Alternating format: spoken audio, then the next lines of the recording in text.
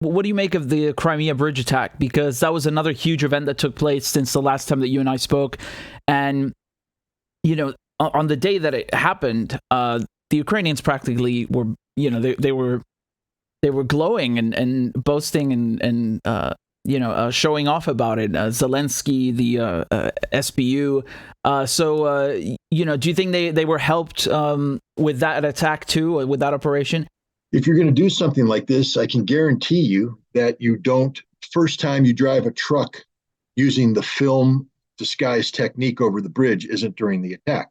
It means there had to be rehearsals. It means that somebody had to drive this truck over the bridge with something that wasn't a bomb wrapped in film to see if they would get stopped by the Russians or not.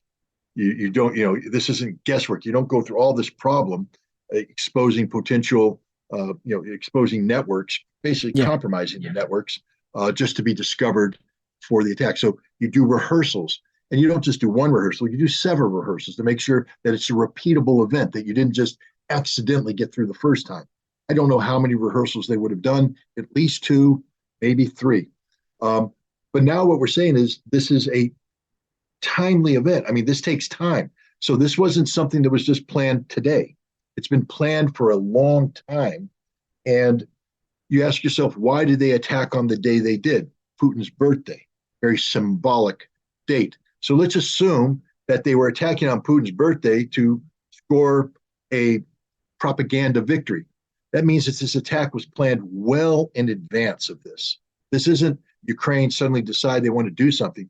This is an attack that was planned a long time ago, which means that it probably was either the United States or Great Britain were cognizant of this potential, and there's a possibility that one or more of those nations actually helped make this attack a possibility. So this isn't just the Ukrainians acting on their own, that this was something that was facilitated more than likely by the British, because again, we see the British taking the lead on these kind of risky endeavors.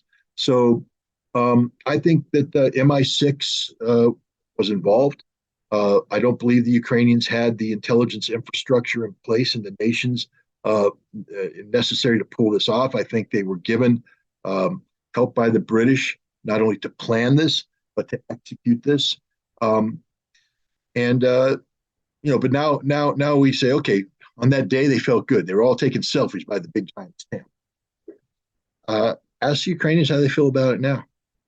Because the Russians are driving over the bridge. Russians are sending rail traffic over the bridge. The Russians are repairing the bridge.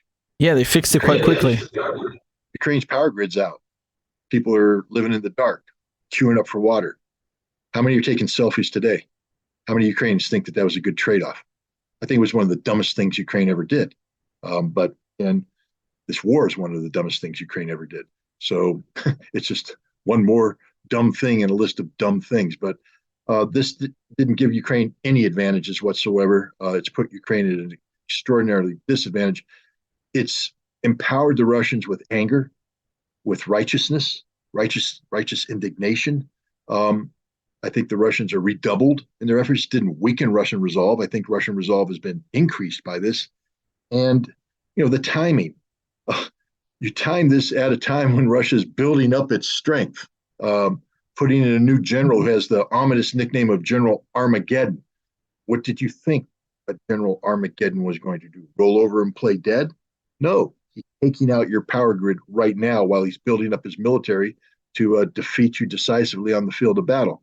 This was a bad move by Ukraine. They gained momentary propaganda benefit, but strategically, it's brought nothing but bad things for them. It was a dumb move.